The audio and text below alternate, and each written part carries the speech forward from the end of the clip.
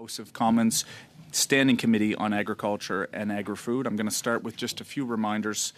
Taking photos and videos are not permitted during the committee meeting, and today's meeting is taking place in a hybrid format, of course, with witnesses and parliamentarians participating both in the room and online. Just so you're aware, the webcast will always show the person speaking rather than the entirety of the committee. And again, screenshots or taking photos of your screen are not permitted either. Colleagues, we, pursuant to Standing Order 108-2 and the motion adopted by the committee on Wednesday, October 5th, 2022, the committee is resuming its study of food price inflation. This being International Women's Day, and of course, this being a committee of interest given the topic of food and food inflation, I do want to recognize, I believe she might be now the past president of the Canadian Federation of Agriculture, but we have Mary Robinson, who has served in that capacity, who's joining us here. This being International Women's Day, to you, Mary, and to indeed other female leaders in the agriculture community, thank you so much for all your work on behalf of Canadians.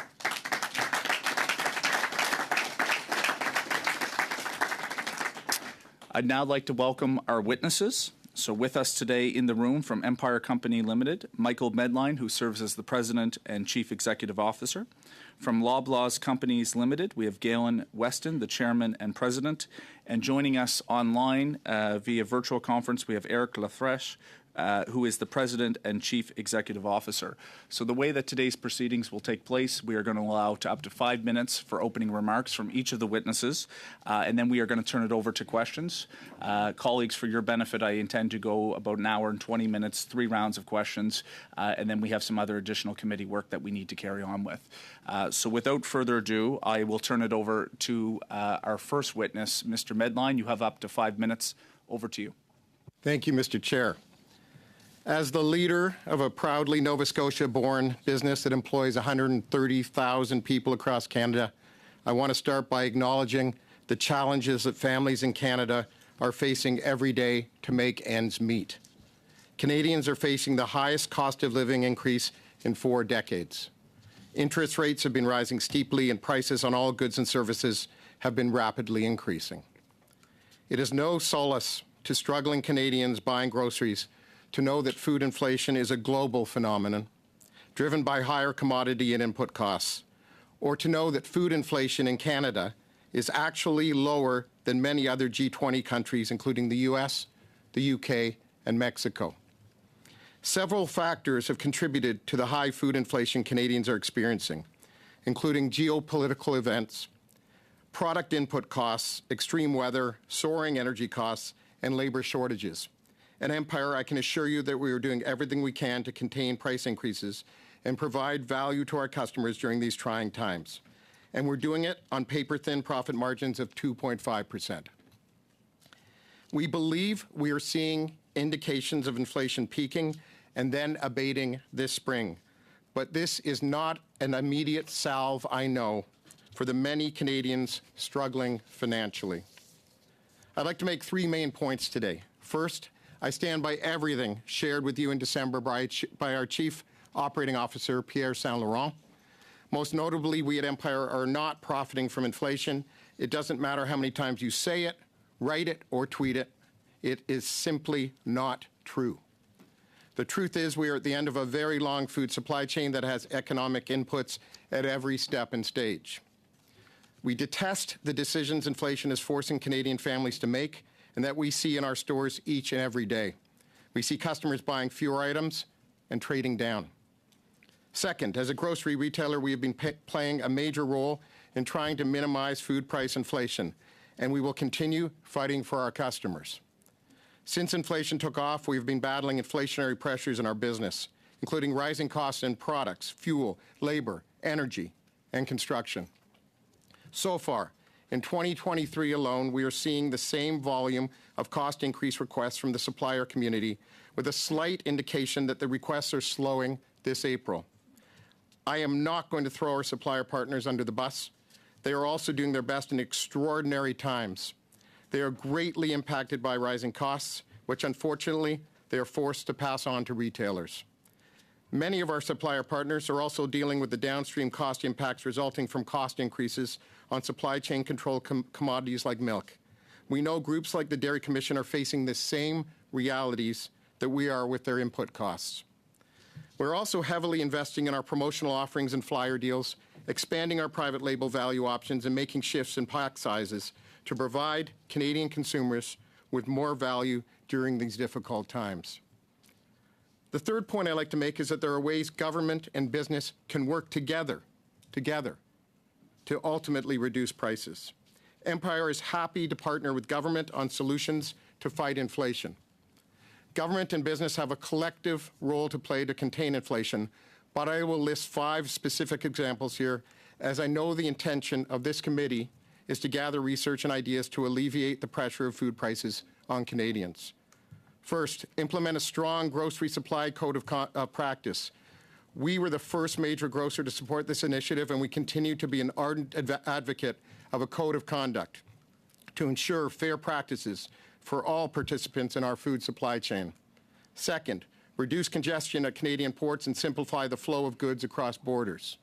Third, create better economic conditions for food manufacturers and growers to stay in Canada, as so many are fleeing to the U.S. 4, invest in greenhouse farming. We must find a way to reduce our reliance on American fresh foods to shorten the supply chain and lower costs to Canadians. 5th, do everything possible to strengthen the Canadian dollar. Of course, you will have to ensure this doesn't injure other parts of the economy, but it's critical in terms of food pricing. We would also ask that you look at the entire industry to consider solutions. There are giant American grocery retailers doing business in Canada who were not called to the floor here today. Are they exempt from playing a role in these issues? We are a proud Canadian company with 115 years of experience serving the needs of Canadian families. We have transformed to become a much healthier business than we were just 6 years ago, something that all Canadians benefit from.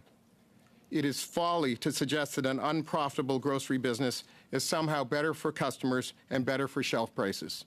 Canada needs and relies on a healthy grocery industry. Like all Canadians, we look forward to seeing the end of this tough inflationary period. Thank you. Thank you very much, Mr. Medline. We'll now turn to Mr. Weston for up to 5 minutes, please. Bonjour, and thank you, Chair and Committee. I appreciate the opportunity to sit before you today. The world is in the midst of a cost of living crisis. For 18 months, this has affected just about everything. Global food prices have risen quickly, putting significant strain on Canadian families, both in terms of their finances and overall health. It's a vitally important issue for Canadians and deserves the attention of this committee.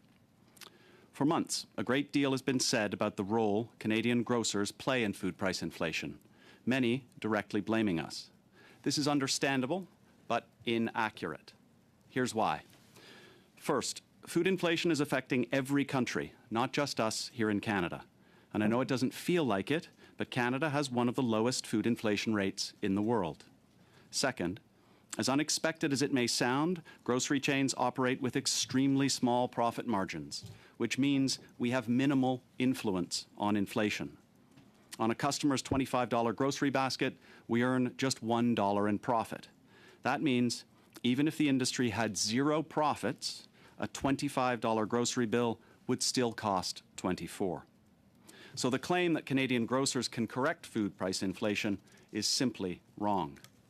Third, for those who say grocers are profiteering, the math just doesn't add up. Since inflation took off 18 months ago, the cost of that $25 grocery basket has increased just under $4. During that same period, the grocer's profit increased by 15 cents. In other words, food prices have increased 25 times faster than profits. And at Loblaw, none of those profits came from higher food margins.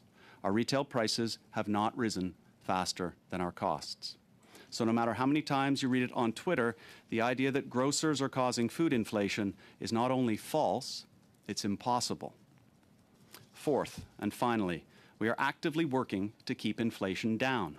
We stopped $500 million in unjustified cost increases last year.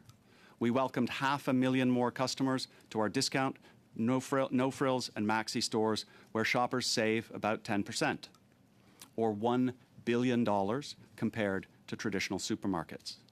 Our price freeze saved customers real money, and millions of Canadians continue to save 25% by switching to No Name. We are actively lowering prices on key essentials, losing money selling many of them. Last week, a customer stopped and challenged me in the grocery aisle. She said, if we were truly doing all these things, why is our profit increasing at all? It's a fair question. The biggest reason is that Loblaw is much more than a grocer. Non-grocery products like financial services, apparel, and importantly, Shoppers Drug Mart make up more than half our business. We've been clear. It's the efficiency of our business and the strength of categories like cosmetics, even cough and cold, that have been driving our growth, not food. These are facts. We've explained them in our public disclosures, and they are formally audited by an independent third party. That does not change the underlying challenge. And while I believe food inflation will normalize, there are still far too many Canadians facing food insecurity. We think about this a great deal, and I challenge our team on whether we're doing enough to change that. Last year, Loblaw dramatically expanded our relationship with the country's largest food banks. Through our work with Second Harvest, over 1,100 of our stores now have a direct link to a local food charity. Last year, we donated over 5 million kilograms of food. We've rapidly expanded our partnership with an amazing Canadian startup called Flash Foods that uses an app to make perishable food like meat and produce available at 50% off. It's now available at over 500 stores. And our President's Choice Children's Charity continues to lead the country in providing healthy snacks and meals to school children.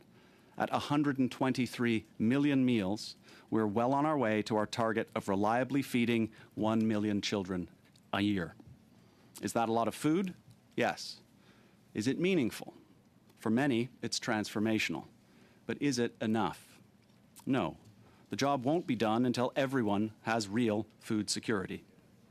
I'm proud to lead a company that partners with over 1,500 small business owners. Together, we employ over 200,000 people, united in the purpose of helping Canadians live life well. This is a responsibility we take deeply to heart. But solving food insecurity is not within the reach of one company or one industry alone. It requires all of us, retailers, manufacturers, growers, government, community leaders, and NGOs, all working together. Thank you. Merci. Merci beaucoup, Monsieur Weston. Et maintenant, nous... And now we will turn to Mr. Laflèche. You have 5 minutes, sir. The floor is yours.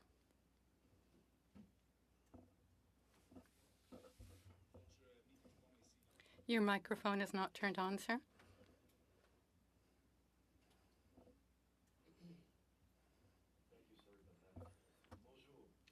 Hello. We know that Canadian families are in difficulty as they've been struggling with high inflation, including food price inflation, for almost a year. That's why, at Metro, our teams are working hard to provide the best possible value to the people and families that we serve every day under all our banners, thanks to our competitive prices, our private banner marks, and our weekly specials. As parliamentarians, you have a role to play in understanding the real causes of inflation and in working with our sector to find ways to alleviate supply challenges. More than ever, we do need to work together to find solutions to the cost of living crisis for Canadians. This period of high inflation is a global reality, yet Canada is faring better than most of the G7 countries. Despite this, there's no doubt that food prices here have risen due to rising supplier and producer costs. As confirmed in a recent Statistics Canada report, the pandemic, the war in Ukraine, adverse weather conditions, and transportation and labour issues are among many factors that have contributed to higher food prices. These factors have led to an unprecedented number of price increases from our suppliers. In 2022, Metro received more than 27,000 price increase requests, averaging more than 10% from grocery suppliers alone. That's nearly 3 times our annual average. This year, we continue to receive a large number of price increase requests from our suppliers. Our teams handle these requests responsibly, negotiating firmly, fairly, and transparently to minimize impacts on our customers. However, it's important to keep in mind that our retail prices do not reflect the full effect of inflation because we too have absorbed some of the cost increases. Metro is a business, a private company. In an open, highly competitive market, we compete for customers, talent, and capital with both Canadian companies and U.S. giants such as Costco, Walmart, and Amazon that represent a significant portion of the market. I note that these U.S. companies were not invited to participate in the committee's work. Suggestions that we're somehow causing food inflation, using food inflation to inflate our profit margins, are not paying our fair share of taxes are simply untrue. As we report publicly every quarter, our profit margins have remained stable for years. Since the beginning of our 2022 fiscal year, our food profit margin has actually decreased, though it's been offset by a higher pharmacy products profit margin. Let me stress that no one at Metro wants to continue operating in a high inflation environment. We would like to see inflation return to normal levels, as that's best for our customers and for our business as well. In the meantime, we'll continue to provide the best value to our customers that we can at all of our banners through our competitive pricing, full range of private products, and effective weekly promotions. Trust in our company is driven by our loyal and growing customer base who demonstrate this trust every day through their hundreds of thousands of transactions with us. In closing, I hope all members of the committee recognize that the entire supply chain is under an unprecedented period of prolonged stress. Focusing on grocers will not solve the problem of food inflation because we're not causing it and we're not benefiting from it. As I said at the outset, we must work together to find solutions to the cost of living crisis faced by Canadians. Thank you.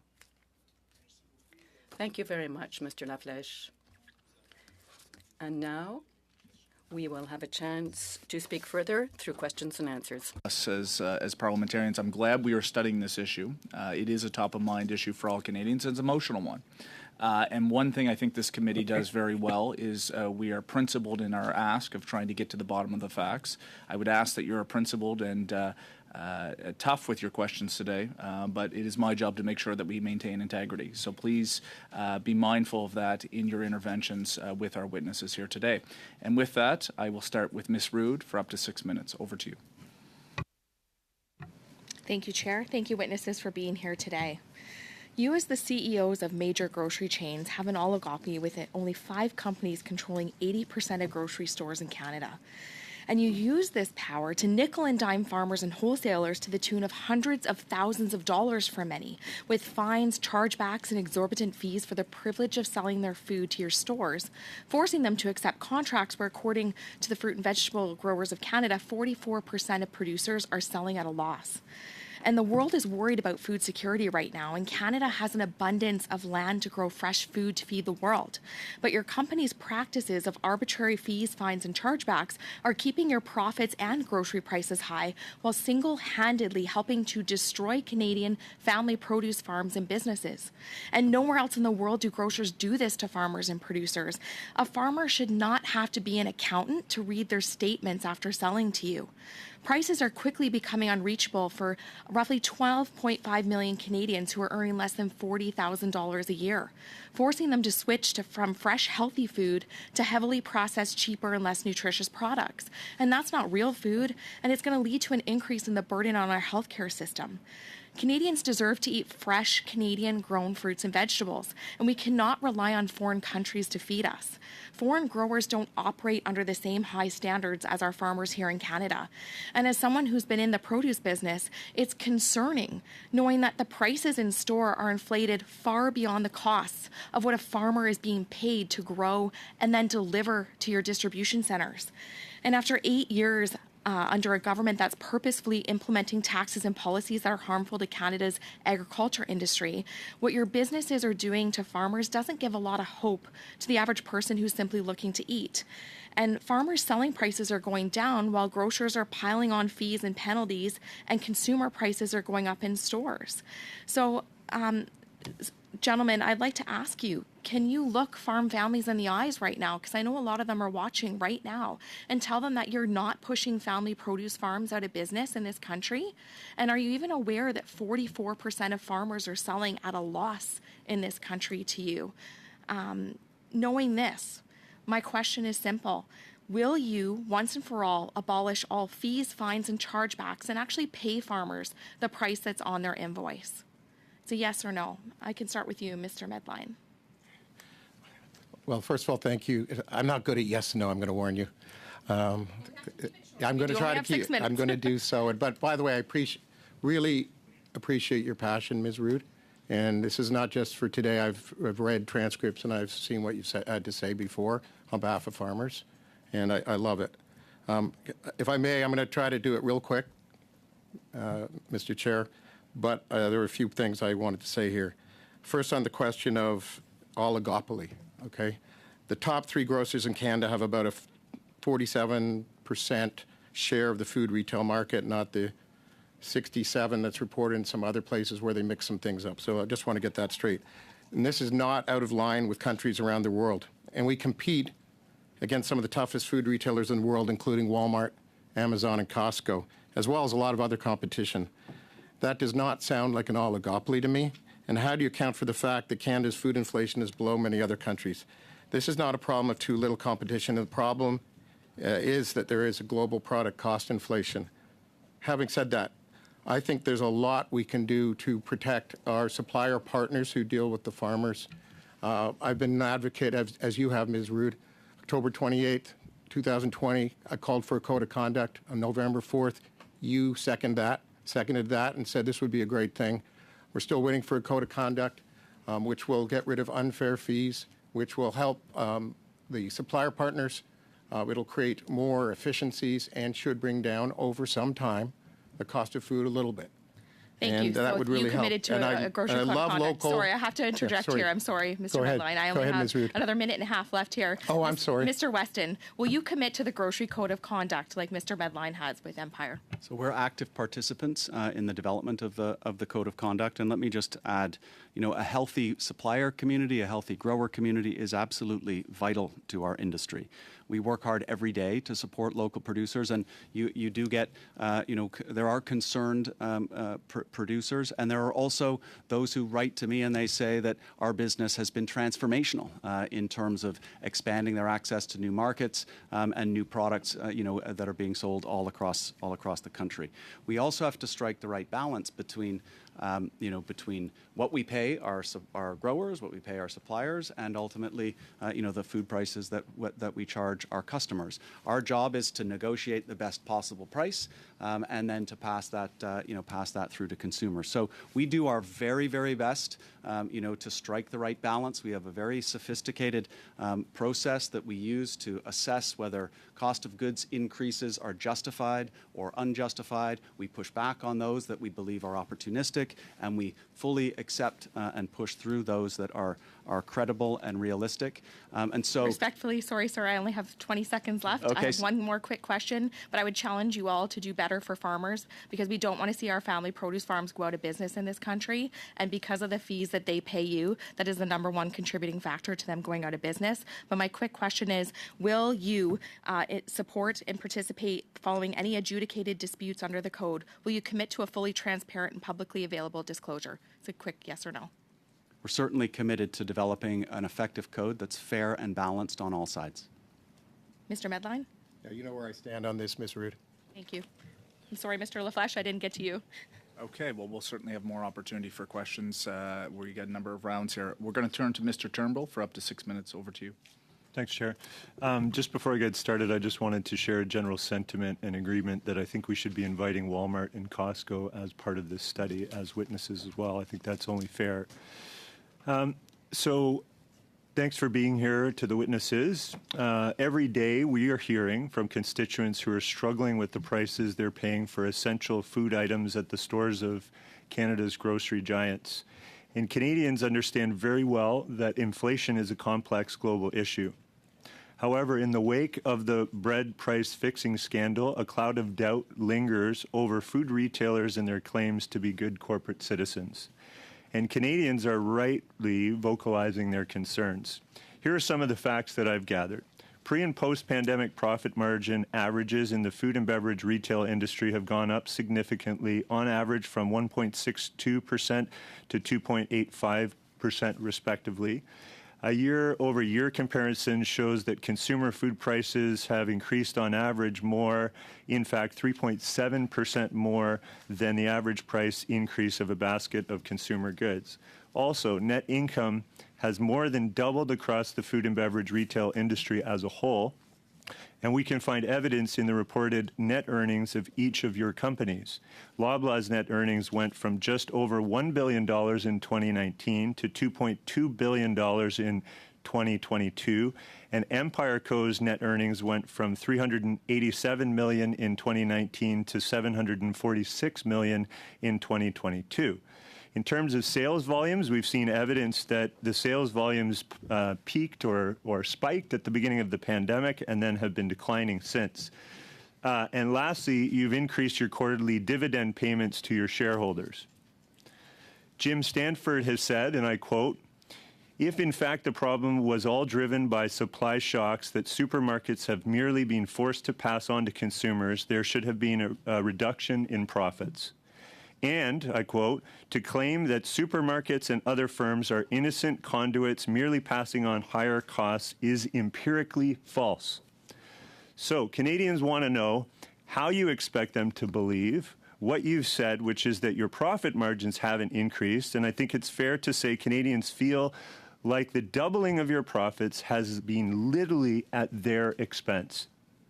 Something just doesn't add up here in my view. Mr. Weston, to you, how do you explain the massive increase in net earnings of Loblaw, given the facts I've mentioned? Thank you for your question. We're very cognizant of the cost of food prices and their impact on Canadians all across the country. I see it, I hear it regularly when I'm in stores talking to customers. And I would call into question, the analysis that you reference. We look at our numbers very, very closely all the time. And I would just reiterate that our profit is $1 on a $25 basket of groceries.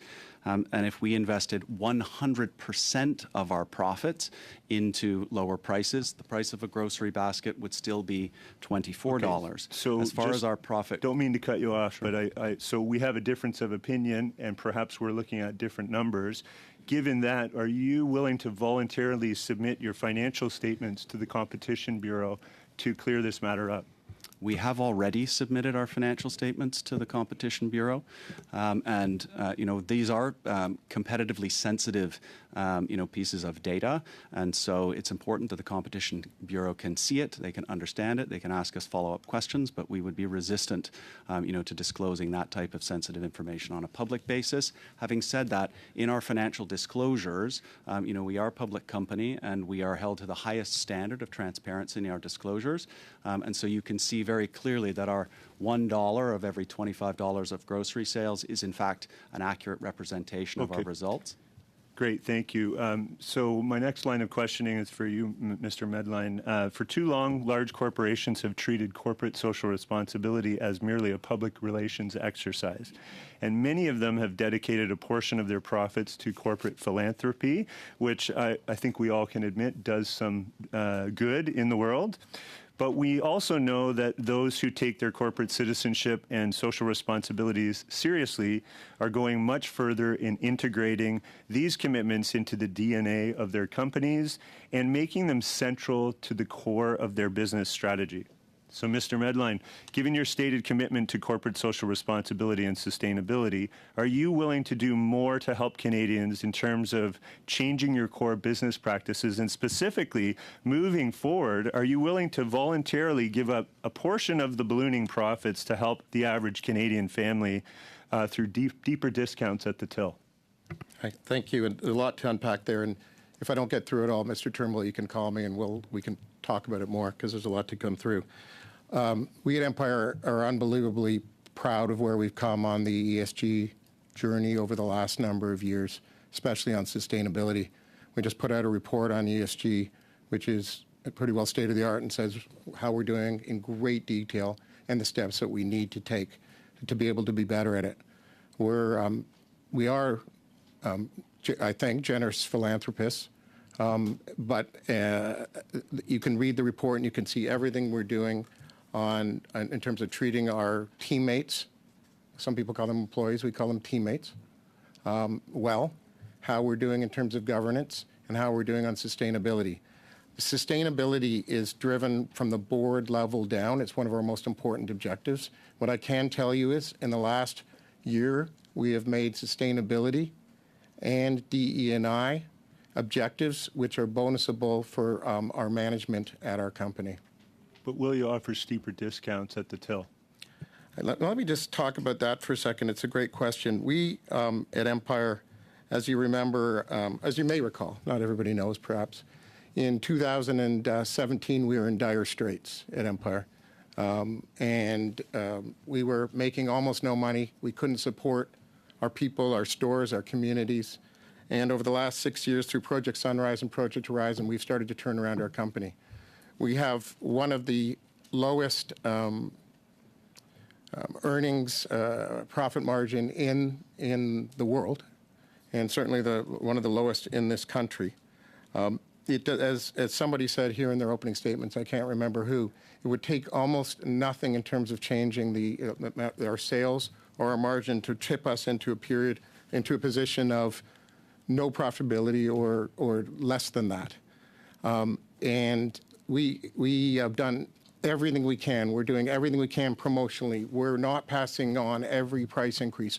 We're fighting against price increases. Our flyers are stronger. Our pack sizes are bigger. We're growing our private label business. We're doing everything we can to help Canadians.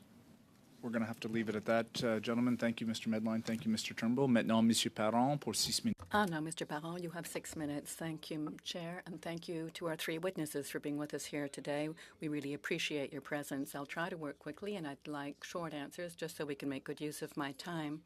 Mr. Weston, you have answered to Mr. Turnbull that you cannot publish your financial statements because, it's a matter of confidence, a confidence issue and competition and so on. We certainly understand that. I can see the pile of papers before Mr. Singh. And, we too have a lot of interactions with people and Canadians when they see the types of figures that are coming out that show only overall profits. The whole issue of pharmacy products, we were told about that in a prior meeting we've had with some of your colleagues. Don't you think it would be better to be more transparent so that Canadians would be in a position to understand what your profit margins truly are?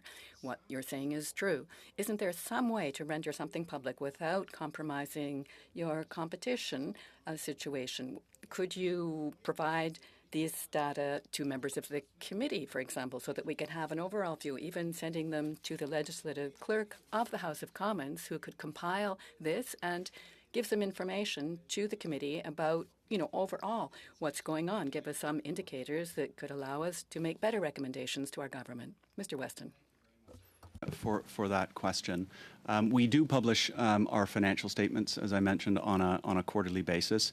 They are fully audited by by an external auditor, and that includes our statements publicly when we release our results, where it's our responsibility to explain in our documentation and in our analyst calls exactly what has driven the financial performance of the business. And in those statements, we are very clear and explicit about what is driving the improved performance in the business, and those are real. You can take those to you can trust them, you can believe in them. They've been audited.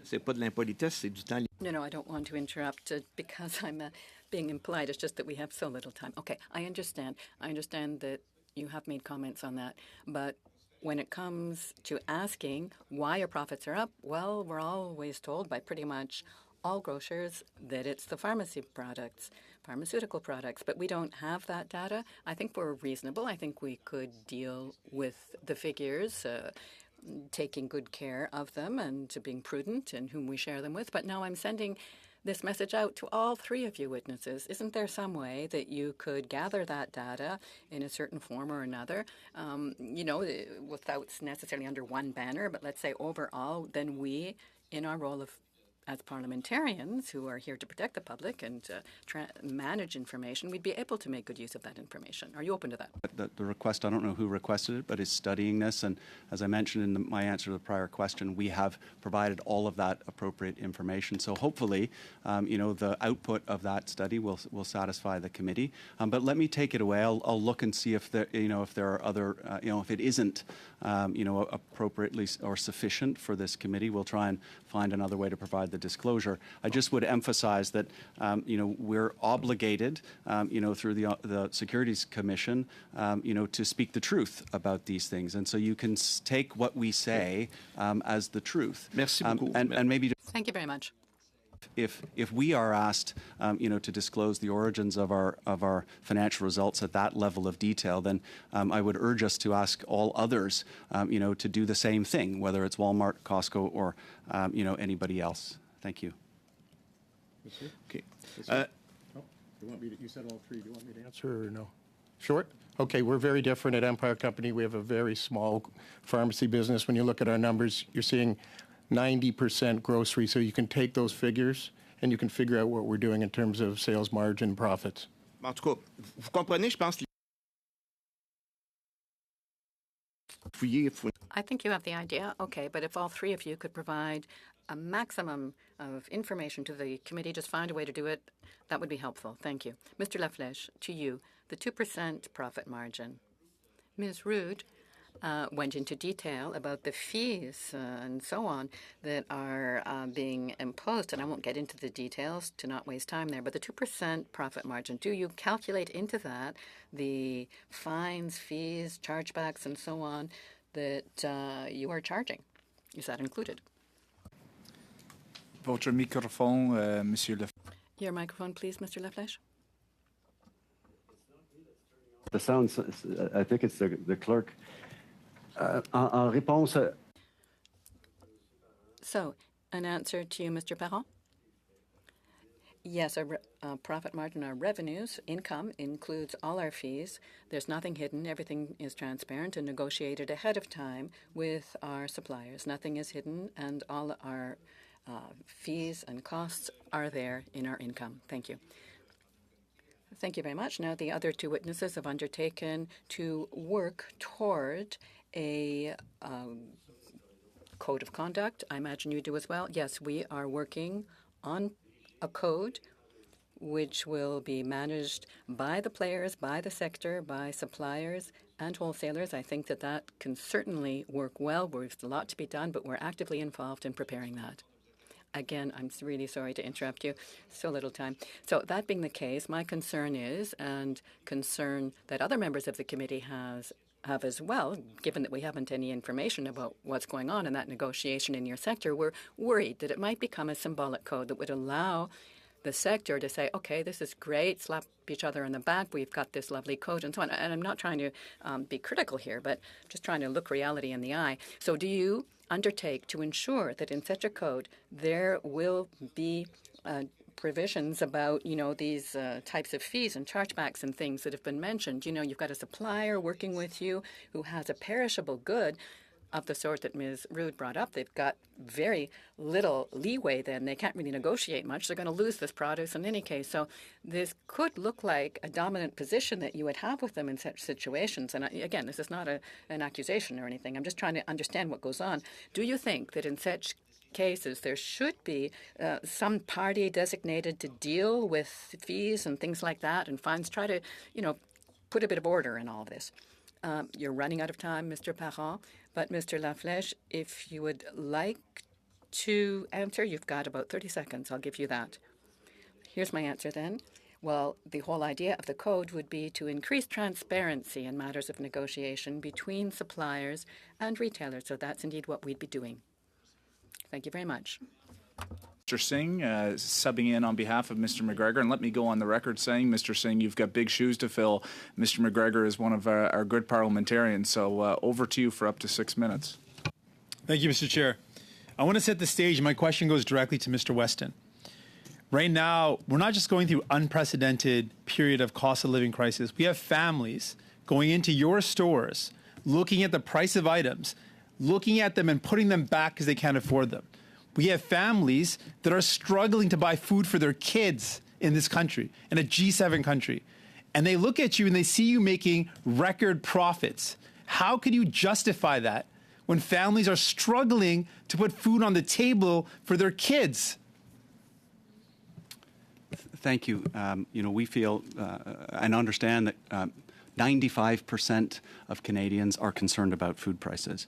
But grocery chain profits are not the reason for food inflation. And as I mentioned... Profit is too much profit. Well, so a company needs some degree of profit. Record profits, more than you've ever made, Mr. Singh, I'm going to stop you there. Of course, your time is your time, and I can appreciate that. But we've invited, in fact, we've summoned these witnesses to come here. You ask a question. Every member of this committee is expected to be able to hear the response. Certainly. And I need you to certainly be a little bit more mindful of making sure that is. I know it's your time, and I'll give you that discretion, but please don't cross lines here. So back to you. How much profit is too much profit? You're making more money than you've ever made. How much profit is too much profit? We're a big company and the numbers are very large, but it still translates right down to the bottom line at $1 per $25 of groceries. And if you consider our growth in profit in 2022 is 25 times lower than the unprecedented increases in costs that are being faced by the industry and by the world.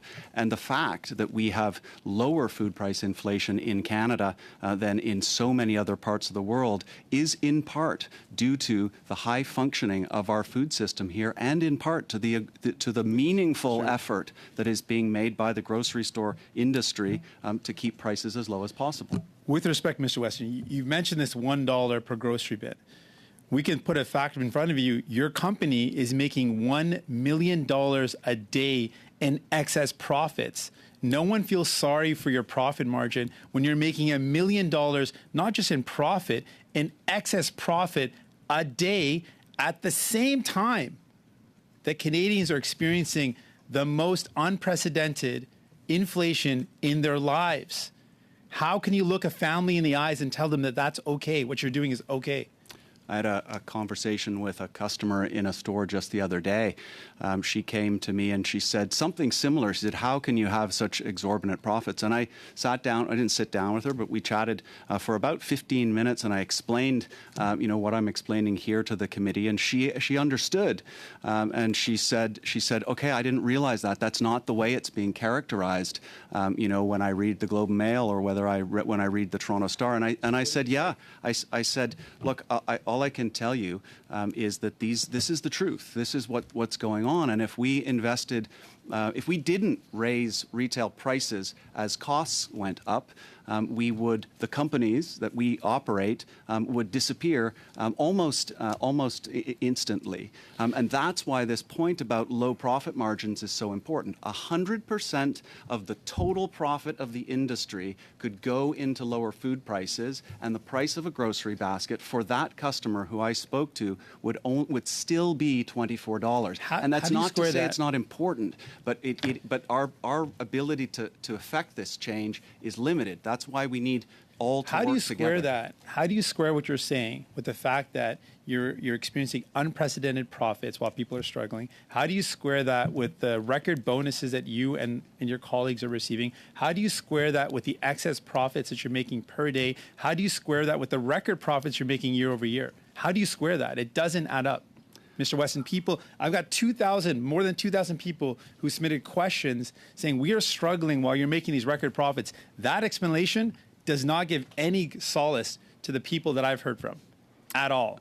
Well, I understand how difficult it is for so many Canadians, and that's why we're taking decisive action within the constraints of what we're actually able to influence. We stopped $500 million of unjustified cost increases, in our organization. We offer the lowest prices in the market in our discount stores like No Frills and Maxi.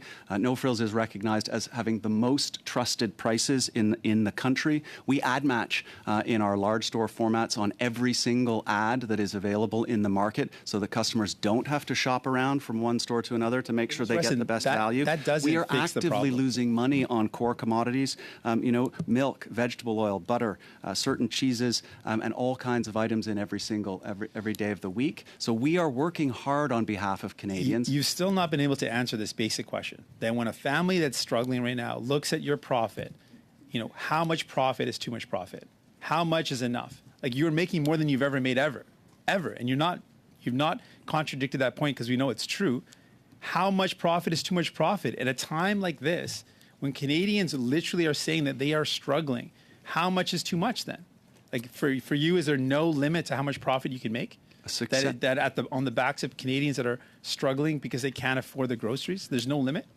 Reasonable profitability is an important part of operating a successful business. I think at $1 out of $25 of sales, that's reasonable profitability, and it's worth mentioning. Big numbers. In large enterprises like ours. Let's say our profit, was in and around $1.9 billion last year. Very big number. Over $2 billion is going to be reinvested back in this country, back into supermarket, or back into new stores, new infrastructure, to creating jobs. It's not just about profit. It doesn't go to me. It goes back into this country. So if you have reasonable profit levels, actually, gentlemen, sorry, we're going to have to leave it there. I'll let you finish your thought, Mr. Weston. Unfortunately, we're at time. Mr. Singh, I even gave you a few extra seconds to try to make sure that was finished. Mr. Weston, if you'd like to finish out that thought. And then we're going to move on to the next round. I would simply say that our profit levels are reasonable, and we are working hard to lower prices for Canadians in every way that we can. And the profit that we do generate, we reinvest back in this country to create more stores, more services, and more jobs. Thank you. We're now going to turn to our second panel. I have Mr. Barlow for up to 5 minutes, please. Thank you very much, Mr. Chair. And again, thanks to our witnesses for being here today. And thanks to the leader of the NDP for being present at the Agriculture Committee. But I do find it interesting. Many of the recommendations that we've had from previous witnesses as part of this study have said part of the reason for food inflation is inflationary spending, lack of fiscal discipline, and uncompetitive tax regime like the carbon tax. But unfortunately, the leader of the NDP is completely complicit in those policies, which are helping to drive up the costs of food. So I'm finding it interesting that he's here today to try and fight this thing, but he's part of the problem. But to the witnesses, you had mentioned about the grocery code of conduct, and I do find it interesting that we had Mr. McCain here yesterday, and his comments were that it's really not going to have a lot of teeth once this is in. And certainly maybe from your perspective, without having Costco and Walmart, I didn't even think of Amazon, as participants in that grocery code of conduct, do you believe that it will have some validity or some pressure for the grocery stores to start to be more transparent? And go ahead, Mr. Medline first. Thank you. Thank you, Mr. Barlow, for your questions and your interest. I think unless we get everyone signed up, it'll be a farce. And I think we can get everyone signed up, and I think we need the help of the government to be able to do so. Mr. Weston? Yes. So the code of conduct will can be a very positive, part of the industry, but it has to be developed in a fair and balanced way. And we're actively contributing to the conversations that are, hopefully going to get us there. Sorry, and I don't want to forget Mr. LaFlèche. Sure. So the more participants, the better. We're confident that most industry players will participate in the code. So I can't speak for other companies, but we all agree that the code will benefit from broader participation. And I guess, Mr. Medline, you're quite forceful on this, and I appreciate your passion on the Grocery Code of Conduct. But you were mentioning about the transparency. This will allow more transparency on the fees and fines, for example. Why do you think a Grocery Code of Conduct is needed to do that? Can't the grocery chains do that on their own and be transparent with the fines and fees that they charge the farmers, for example? Doesn't appear so. I wasn't in the grocery industry until 6 years ago, just over 6 years ago. I was in the Good decision. Yeah, I didn't think you'd have to be here. Yeah, it's a great business, but and I get to see Parliament for the first time since I was a little kid, so I'm happy about that. But it's a serious matter, and I came over from hard goods and soft goods industry, and where people would work together. They'd work together to have more innovative products, to take costs of the system, to serve the customer. I came over to grocery, and I was shocked at how the interactions were and how the friction between what I call them supplier partners, but people call them vendors, and between the retailers. And I think it's hurting the industry. It hurts the trust in the industry. I'm all for fair, tough bargaining and negotiations. I'm not for unfair negotiations. And so, yes, I was outspoken on this issue because, it was bothering me. Yeah. And that was 2.5 years ago. I think we're headed in the right place. I think everyone's intentions are right. The supplier partners are behind it. We're getting more and more retailers behind it. And just ask the government, please help and keep boosting it. Thank you. I guess I would ask all three of our witnesses here, and I think, as Mr. Turnbull said, we should try and compel Costco and Walmart to be here. I would ask all three of our witnesses here if you would table with the committee the list or the schedule of fines and chargebacks and fees that you charge the suppliers. I believe that would help us in the work that we are trying to do. So I would ask that you would do that. To Mr. Weston, you mentioned about the information that you provided to the Securities Commission. We do understand from the Competition Bureau yesterday or on Monday, they are beginning a study on this issue specifically. When you provide your economics, your numbers to the Securities Commission, is it and to the Competition Bureau, is it broken down to, as you mentioned, you're seeing some growth in those areas that are outside of the food business, pharmaceuticals, clothing, what other products you'd be making? Are those numbers broken down when you provide that confidentially to the Securities Commission and the Competition Bureau? No, our financial results and our financial disclosures are public, and you can see them. The Securities Exchange can see them as they are published. I think the point I was trying to make was simply that we are held to a standard of accuracy. They have to be accurate. They have to properly represent what's actually going on in the business, and the comments and the color that we provide also need to be accurate. And so when we provide the color and commentary that we do, both written, and in verbal statements, they can be relied upon as accurate. And that's all I'm, emphasizing for the committee. Mr. Barlow, unfortunately, we're at time. Thanks, Mr. Chair. I'm trying to be generous because of the nature of this meeting and the fact that we're all trying to get the information. But we are at time. I will now go to Ms. Taylor-Roy for up to 5 minutes. Thank you, Mr. Chair, and thank you to Mr. LaFlèche, Mr. Medline, and Mr. Weston for being here today. I don't have all of the emails printed out from the constituents with the concerns I've received, as I'm a bit of an environmentalist. But I would say that my question will really be about the impact that this has had on consumers and on your employees or team members, as you like to call them, Mr. Medline. Again, I won't go through all of the facts and the data given on how your profits have risen, because I think you recognize that, and it's been pointed out many times. However, you talk about reinvesting those profits, and you talk about building more stores, and we've seen that there have been increases in dividends to shareholders. And while I don't fault corporations having a business background for maximizing shareholder value, I would think at these times that you could be reinvesting profits in different ways that might benefit Canadians who are struggling to make ends meet, and to help those team members that work so hard on the front line. And one of the things that we noticed was how the hero pay was reduced by all, basically by all grocery stores at the same time. And the freeze on no-name products was removed. And this was in the face of growing profits. So I'm wondering how these complaints or these concerns from our constituents, from Canadians, in the face of your growing profits, can be reconciled with those facts, and what you can do to address those concerns. And perhaps, Mr. Medline, you can start. Yeah, thanks, and thank you very much for the question, Ms. Taylor-Roy. Appreciate it. I'm going to try to unpack this. You talk about the team members, and it gets me a little bit because I think they're on the front lines, as they have been for now 3 years. They had to face the pandemic, then they face inflation.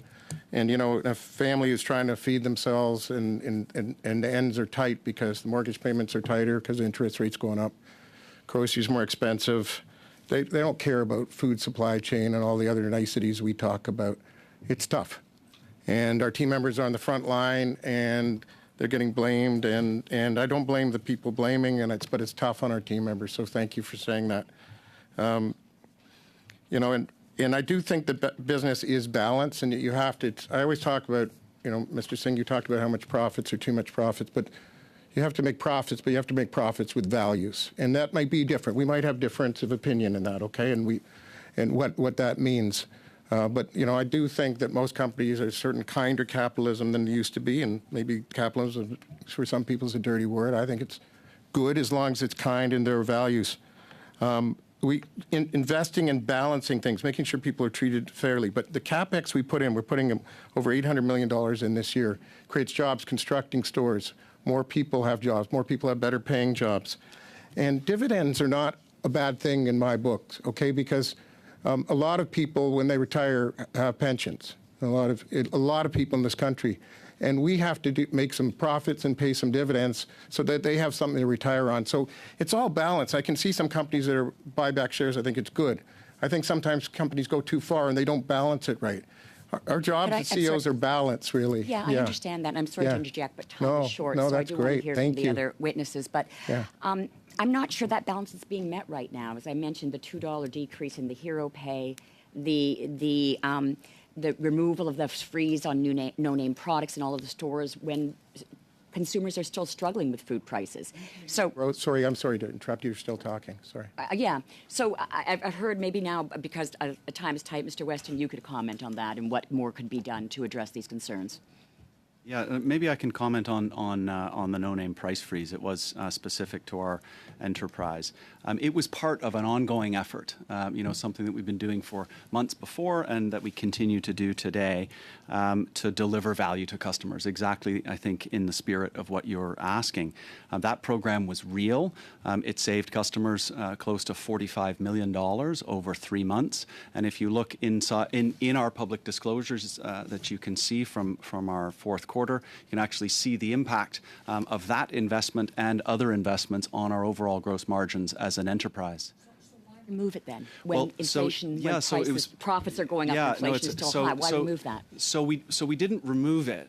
What we did was we announced that we were going to do it for 3 months over the holidays. It was our belief at that time that for consumers, having price certainty over the holidays would be the most important thing for them.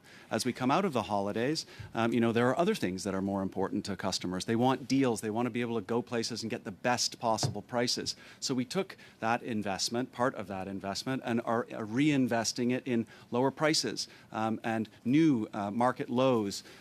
So we're beginning to see key items actually going backwards. So there are all kinds of things that we do on a day in and day out basis. The price freeze was one of them, and we're not finished. We continue on. I understand, but respectfully, profits have been going up significantly, however you look at it, whether you want to look at margin numbers and whether you want to look at what segment, but they have been going up. But it would seem to me that there was room to actually keep the price freeze in place, not increase those prices while having the promotions and the other things you're talking about.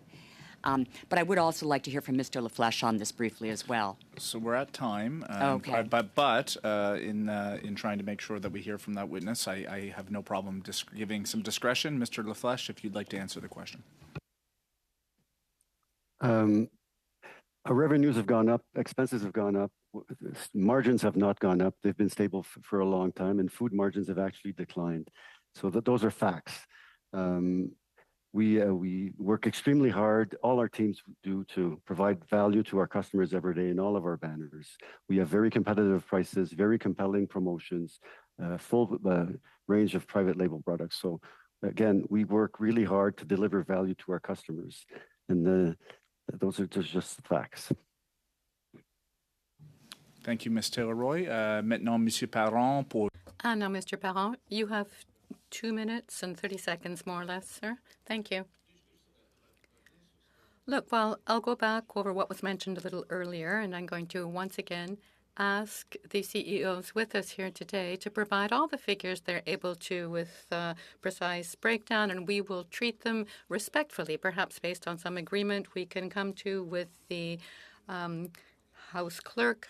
We would certainly willing to take your word on profits, but we'd like to see some figures. And when the Canadians see figures that are higher than they were prior to the pandemic, and we've got an 11% food price inflation compared to a 6-point-something inflation overall,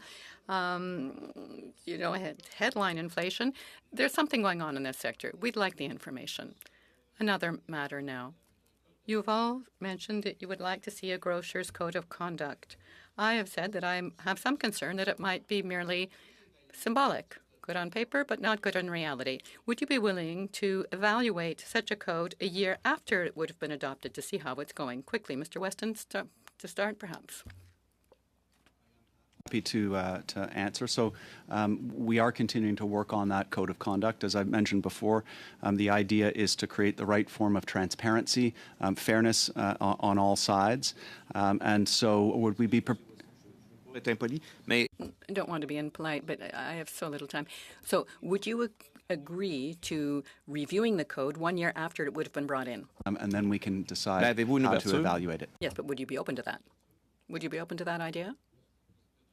And perhaps Mr. Medline? Mr. LaFlèche, how about you? Would you be open to reevaluating a code, reviewing it after it would have been brought in a year after? I think that it's a good idea, once a code would have been applied, to watch it change. It would take time to get it quite right in our sector. And as I say, such a code would be managed by industry players. So people in the sector would evaluate developments and the precision of the code and so on. Thank you for your answer, Mr. LaFlèche. Mr. Weston, earlier you said that your market is not an oligopoly. However, 5 companies control 90% of the market. I think that sounds like an oligopoly. I'm just looking at it from the outside. I may be wrong, and you're welcome to correct me, of course. But how can we explain what Ms. Taylor-Roy has just underscored to the effect that salaries were dropped across the board by everyone at the same time? I'm happy to believe whatever you have to say, but looking at it from the outside, it looks like an oligopoly. So if the question on pandemic pay, we introduced pandemic pay as during a period of extremely abnormal conditions for frontline workers in grocery stores, and we believed it was at our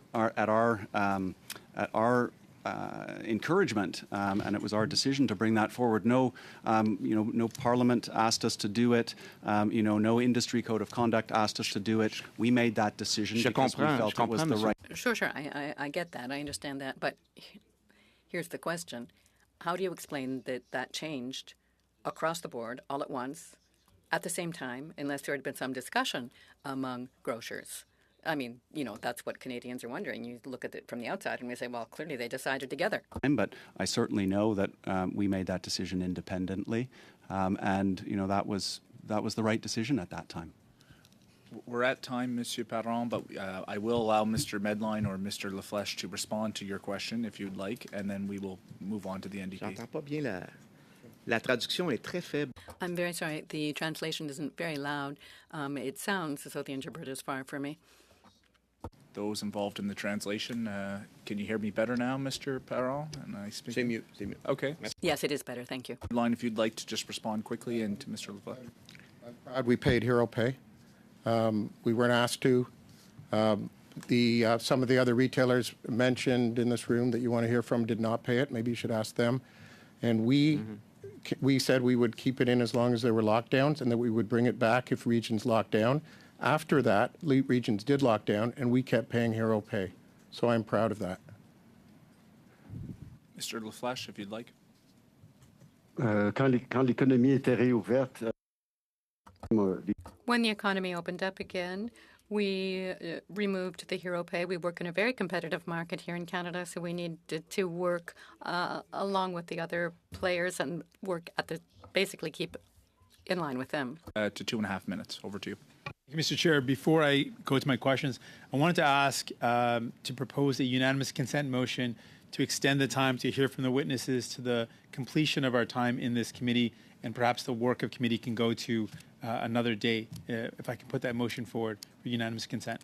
You can certainly bring it forward. I do know that this committee has other work that we were intending. I know you're not a permanent member, but I'll leave it to other committee members to decide. Yeah, Mr. Chair, respectfully, we haven't heard from the others, from Walmart and Costco, and until we do so, by respect to the witnesses, I mean, it's only fair that we've known this committee this meeting was going to happen.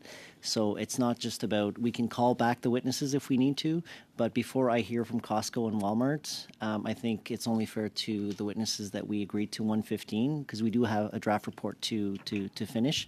And with respect to Mr. Singh, I respect the proposition that is being made, but we also have a committee report that we need to submit to the House before we get going. So.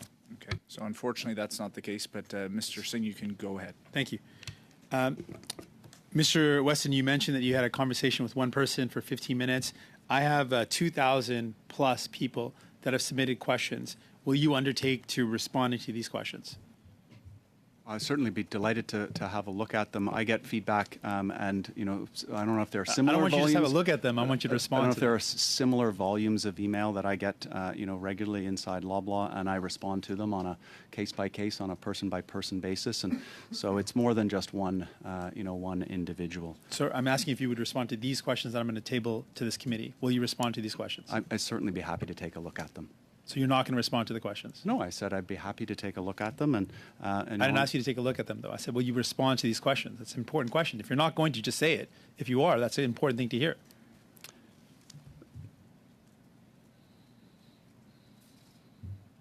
I would like to take a look at them and determine what the most appropriate form of response is. Okay, so you're not committing to responding to them. I would like to table these questions to the committee, Mr. Chair. So I have them here, and I want to table this to the committee. Okay, thank you. You mentioned that a reasonable profit was something that a company should be able to make a reasonable profit. Do you think $1 million in excess profits a day is reasonable? It's a big number, especially if you multiply it over the course of 356 days. But the math is still the same. The math is that on a very, very large sales base, that translates into, I think it's 13 cents of that incremental profit represents about 13 cents on a $25 grocery basket. And I would just reiterate that the cost, like we're in unprecedented times, global food price inflation grew 25 times faster than profits. That, to me, is a reasonable, fact-based proxy for an industry that is not taking advantage of inflation. So just to understand, you think $1 million in excess profits, not normal profits, in excess profits a day that your corporation is making with you as CEO is reasonable profit? I don't agree with your characterization of excess profits. I'm giving you the facts. Well, it's not my character. This is the report from a professor. I disagree with the characterization of the report from the professor. We're going to leave it at that, gentlemen. As I described. We're at time, and indeed, Mr. Singh, I was generous in giving you a few extra minutes, a few extra seconds to finish that thought. Thank you, Mr. Weston. Thank you, Mr. Singh. We're going to turn to our final round of questioning. I'm coming back to the Conservatives. Mr. Steinley, over to you. Thank you very much, Mr. Chair, and thank you to our witnesses for being here. I'm going to switch gears a little bit and talk about some of the things from a producer side. I grew up on a dairy and beef farm, and I look at what people are getting at the farm gate to what prices are in stores. And most of you commented that input costs have gone up. So I wanted to ask the question of, are you talking about input costs for producers have gone up and thus you've had to pay more for goods? Because Mr. Weston, you used that specifically, that comment, fuel costs have gone up, input costs have gone up, energy costs have gone up, and labor costs have gone up. So can you kind of break that down? And I'll get to my next question later, but just kind of break that down a little bit for your input costs. I think that was Mr. Medline who said that. Yeah, sorry, Mr. Medline. Well, I'm just looking at, I mean, pretty well every single input cost you could have in business has risen over the last, let's say, 17 or 18 months, everything. I couldn't find anything that's gone down. So I'm just looking at the less than the last 3 years. Butter up 59%, corn oil up 140%, wheat up 109%, flour up 63%, turkey frozen 78% up. Then you go to packaging, tin up 53%, pulp up 45%. I'm not going to keep going on. Freight, fuel, labor. Every input cost has gone up. The price of business is going up. Yeah. So from the Canada Food Price Report in 2023, I'm going to read this quote, and I'd like you all three of you to comment on this. By 2030, a typical 5,000-acre farm could see taxes of over $150,000, which would comprise the owner's ability to make a profit. The added cost of a carbon tax will increase production and transportation costs associated with food and may be passed on to the consumer as producers try to remain profitable. End quote. My question is, you've talked about the global phenomena of food price inflation, but how much have government policies led to the increase of food price, like the carbon tax and possibly like the fertilizer reduction, and that's going to make the price of food go up?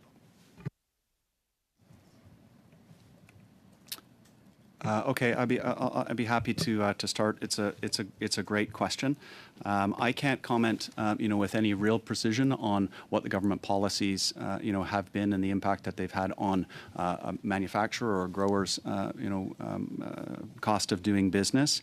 I know in our case, for example, with milk, our most popular dairy SKU, we sell below cost every single day. And so wherever those costs are, they're coming up, they're being pushed up, and they are certainly not being captured inside our grocery margin. Thank you. Other comments? Mr. LaFlèche? Well, there's no question that input costs for producers have gone up, way up over the last several months, and their costs to us have gone up, and that's this whole supply chain and why food inflation is up, like we've been saying since the beginning.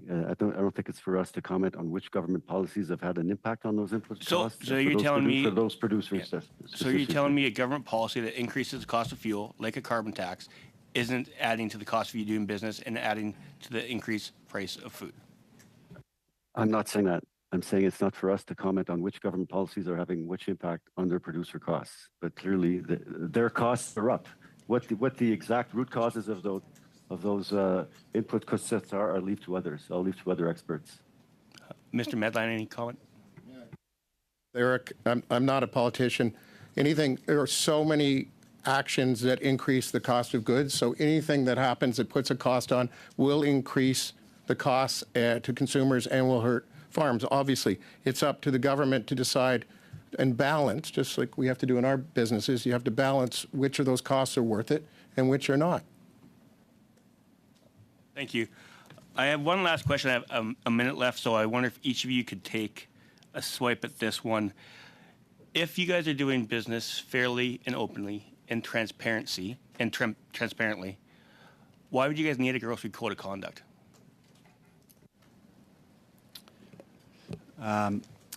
So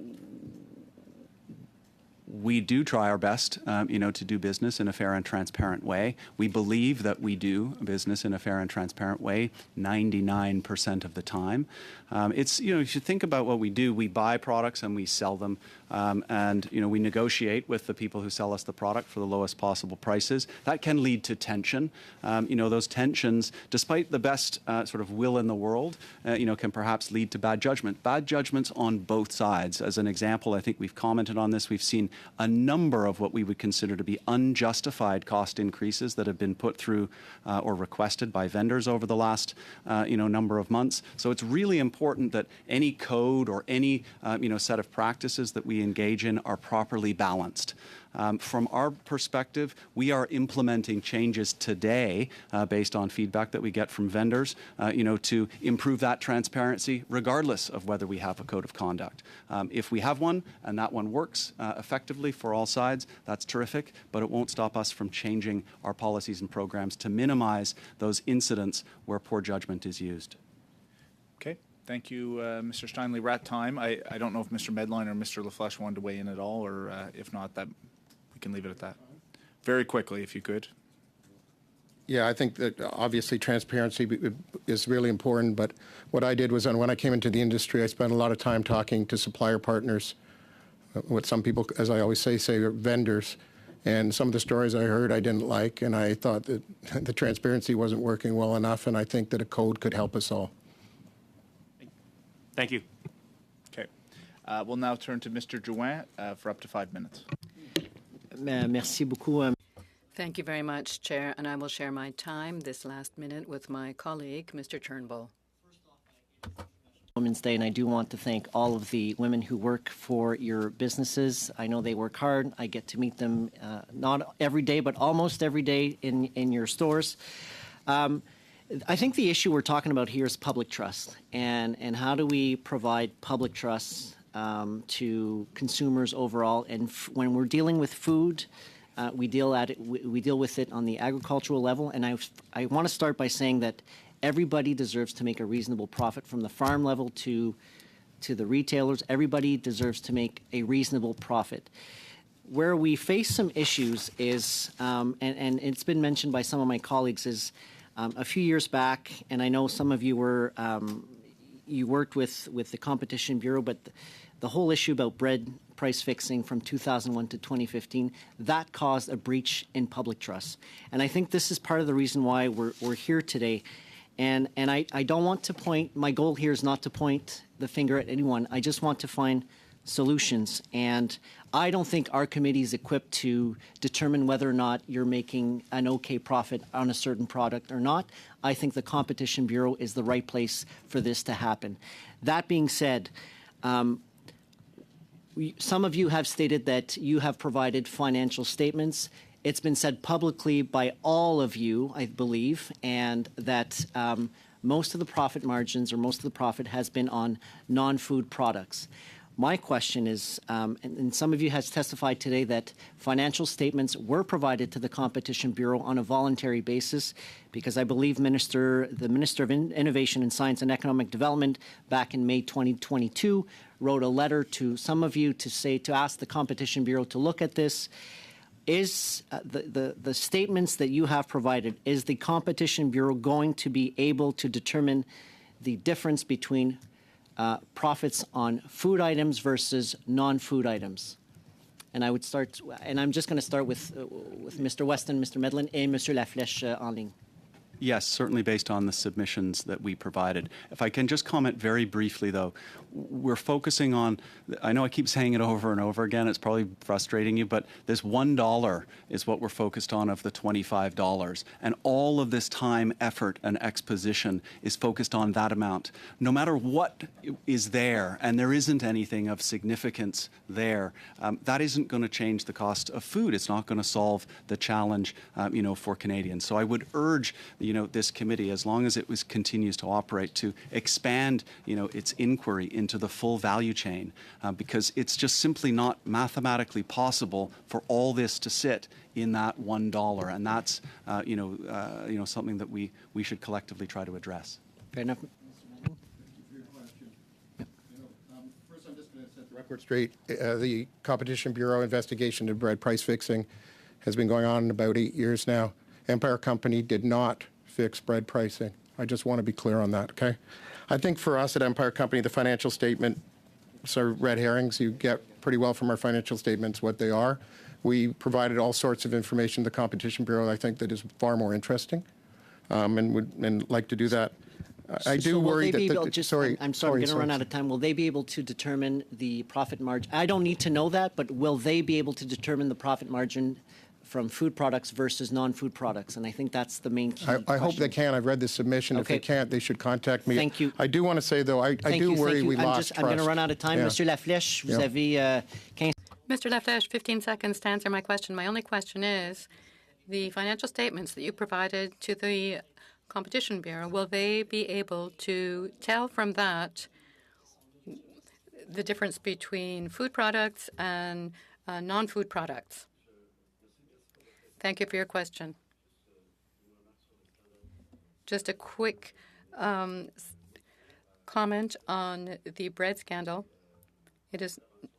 Metro has never been found to have disrespected any competition legislation. Yes, with full respect, sir, I just need an answer to my question. I'm offended by the allegation that we were involved in that scandal. As for the Competition Bureau, yes, we're providing the documents to them, and I will fully comply with whatever they request. I wanted to ask for a point of clarification. So Mr. Singh here asked to table a stack of questions to the committee. So one is I want to clarify whether MPs can table evidence in committee. I didn't think that they could. Another question for Mr. Singh would be if he's provided questions in both official languages. I'm also interested to know whether he's got the consent of the individuals that he's disclosing questions, and whether there's personal information of Canadians being disclosed in those documents. And I think we have to be responsible when considering tabling evidence in committee. No, those are important points, Mr. Turnbull. Obviously, it happened in the interaction. I know our clerk was looking into that. In the interest of this committee, I think I'm going to let our clerk to continue to look into it. It's ultimately, I'll turn to you if you have an answer right now, Madam Clerk. If you don't, she's going to continue to look. Go ahead, Mr. Turnbull. Just while I have the floor, I also would like to move a motion that as part of the committee's study on food price inflation, the committee invite the following witnesses: Horatio Barbito, CEO, Walmart Canada, and Pierre Riel, Senior Vice President, Country Manager, Costco Wholesale Canada. Thank you. Okay. Thank you, Mr. Turnbull. Colleagues, thoughts on that in terms of the idea of inviting some of the CEOs? I see Mr. Singh supporting Mr.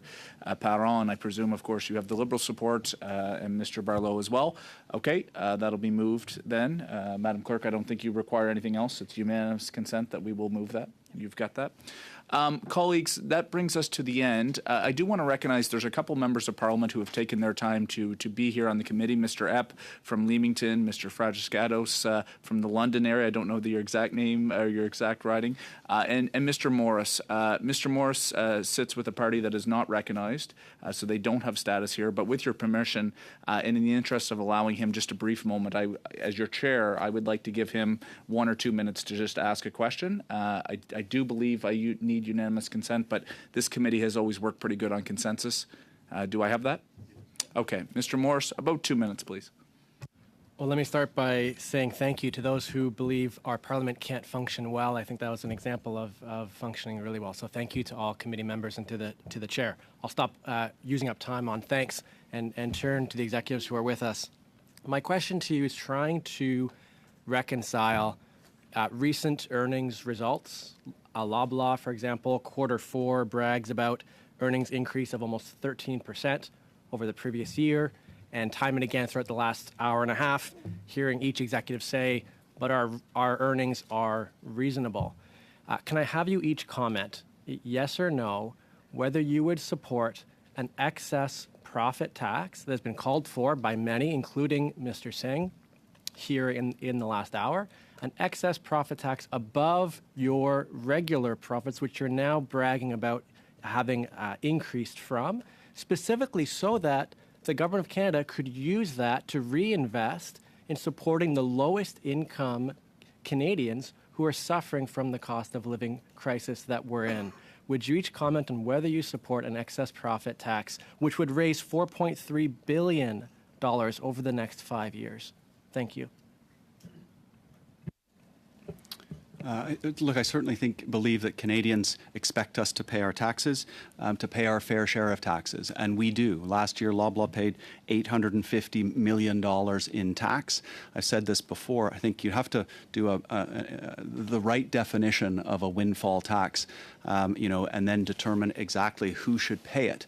And when I go back to this point about looking at the entire value chain, if there is a windfall, then it needs to be assessed throughout the entire value chain, not just at the end of the value chain, where, as I said before, there's $1 of the total, impact. Having said that, I do not believe that there are windfall profits, in the grocery industry today. I believe that what is impacting high prices for Canadians is a global cost of living crisis that affects folks all over the world, and that Loblaw is doing a very significant amount to ease the burden on Canadian consumers every single day.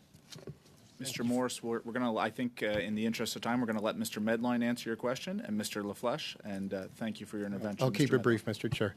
And thank you, Mr. Morris, for your question. Appreciate it. Without the details, it's a broad question to be able to answer. I'd like a bit more detail. But when I think about a windfall tax, I do get concerned that it would penalize companies that are rightfully improving their businesses the right way. I worry about unintended consequences always. And I worry that ad hoc taxes discourages investment in this country. And I think we should be encouraging investment in our great country.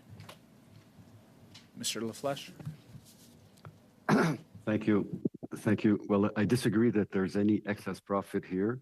We make a reasonable profit, and we pay full taxes on it, all of them in Canada, at very different levels of government. So I don't think a special tax on grocery would be constructive. It would probably reduce investment, reduce innovation, and not be fair.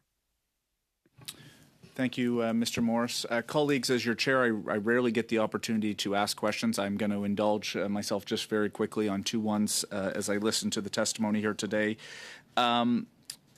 Mr. Weston, you talked about how Loblaws has voluntarily provided information to the Competition Bureau. Mr. Medline, I think you've acknowledged that Empire has done the same in terms of providing information to the Competition Bureau. We haven't heard from Mr. LaFlèche. I would be interested in hearing from Metro's perspective. The one challenge this committee has had, and Mr. Drouin really touched upon it, is trying to delineate the success and the profits of the various companies that are before us here today, and the delineation, as Mr. Weston, you recognize there's multiple lines of business. Mr. Medline, you've mentioned that perhaps Empire's additional businesses outside of food are not as significant perhaps as some of your competitors, but we as parliamentarians have difficult in trying to get that access to information.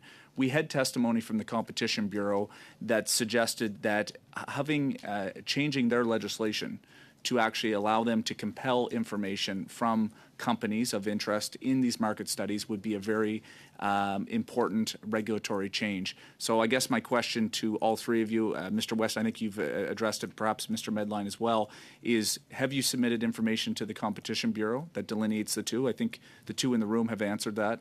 And then I guess my secondary question would be, are you open and willing to that proposal from the Competition Bureau to give them perhaps a little bit more regulatory pull to compel information for market studies specifically? Mr. LaFlèche, perhaps we can hear from from Metro about whether or not you voluntarily provided to the Competition Bureau, and then I'll allow all three to answer the broader question. Thank you. So we are participating in the Competition Bureau study. They have made certain requests. We will take them all seriously and fully cooperate with them in a normal way, as long as it's market-wide, competitive, and confidential, and that there's no competitive disadvantage in doing so. So as it was said before, and it's the same for us, we publish our results according to international financial reporting standards. They're fully audited.